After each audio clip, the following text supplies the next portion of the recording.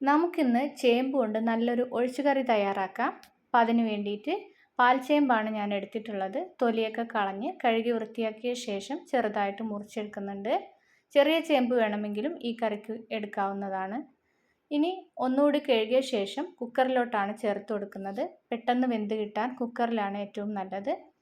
ഇതിലേക്ക് ഒരു 4 പച്ചമുളക് കീറിയത് കൂടി ചേർത്ത് കൊടുക്കുന്നുണ്ട്. ഇനി ആവശ്യത്തിനുള്ള വെള്ളവും ഉപ്പും 1/4 ടീസ്പൂൺ മഞ്ഞൾപ്പൊടിയും ചേർത്ത് ഒന്നുകൂടി ഒന്ന് മിക്സ് ചെയ്ത ശേഷം അടുപ്പിൽ വെച്ച് വേവിച്ചെടുക്കാം.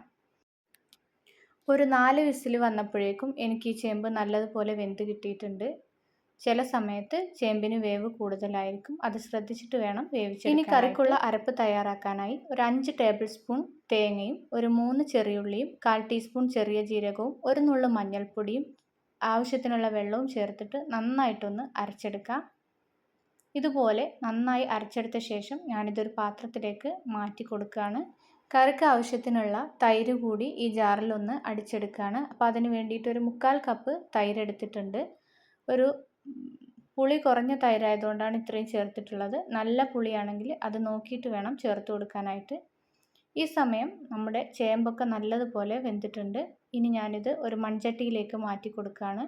പുളി ചേർക്കുന്ന കറി ആയതുകൊണ്ട് കുക്കറിൽ വെക്കുന്നത് നല്ലതല്ല. ഇനി നമുക്ക് തേങ്ങയുടെ അരപ്പ് ചേർത്ത് കൊടുക്കാം. ഒരല്പം വെള്ളം കൂടി ചേർത്ത് കൊടുക്കുന്നുണ്ട്. ഇനി ഒന്ന് നന്നായിട്ടൊന്ന് തിളക്കണം. തേങ്ങയുടെ ആ പച്ചച്ചവയൊക്കെ ഒന്ന് മാറി കിട്ടണം. അതുവരെ കറി ഒന്ന് നന്നായിട്ട് തിളച്ച് വരട്ടെ.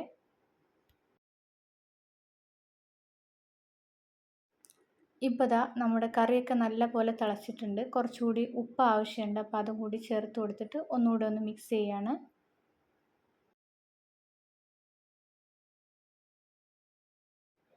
ഇനി തീ നന്നായിട്ട് കുറച്ച് വെച്ച ശേഷം നമുക്ക് അടിച്ചു വെച്ചിട്ടുള്ള തൈര് ചേർത്ത് കൊടുക്കാം.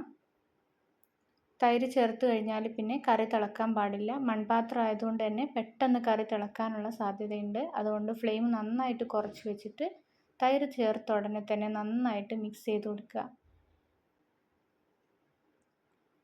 നന്നായി ഒന്ന് ഇളക്കി മിക്സാക്കിയ ശേഷം ഫ്ലെയിം ഓഫ് ചെയ്യാവുന്നതാണ്.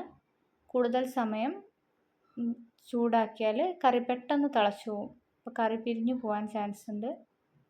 അപ്പോൾ ഇത്രയേ ഉള്ളൂ. നല്ല സിമ്പിളാണ് ഈ കറി തയ്യാറാക്കാൻ. ഇനി ഈ കറി ഒന്ന് താളിച്ചൊഴിക്കണം. അതിനുവേണ്ടി വെളിച്ചെണ്ണ ചൂടാക്കി കടുകും ഉലുവയും പൊട്ടിക്കാം. പിന്നെ കുറച്ച് കുഞ്ഞുള്ളിയും കൂടി ചേർത്ത് കൊടുക്കുന്നുണ്ട്. ഉള്ളിയൊക്കെ നല്ലോണം ഒന്ന് മൂത്ത് വരുമ്പോൾ 2 വറ്റൽമുളകും കറിവേപ്പിലയും ചേർത്ത് മിക്സ് ചെയ്യാം. ഇനി ഇതിലേക്ക് ഒരു 1/2 ടീസ്പൂൺ മുളക് പൊടിയും കൂടി ചേർത്ത് കൊടുത്തിട്ട് ഒന്ന് മിക്സ് ചെയ്ത ശേഷം നമുക്ക് കറിയിലേക്ക് ഒഴിച്ചു കൊടുക്കാം. വളരെ സിമ്പിളായിട്ടുള്ള അതുപോലെ നല്ല ടേസ്റ്റി ആയിട്ടുള്ള ഒരു കറിയാണ്. ചോറിൻ്റെ കൂടെ നല്ലൊരു കോമ്പിനേഷനാണ് ഈ ഒരു കറി. അപ്പോൾ വീഡിയോ എല്ലാവർക്കും ഇഷ്ടമായിട്ടുണ്ടാവുമെന്ന് വിചാരിക്കുന്നു. ഇഷ്ടമായിട്ടുണ്ടെങ്കിൽ വീഡിയോ ഒന്ന് ലൈക്ക് ചെയ്യാൻ മറക്കല്ലേ. അതുപോലെ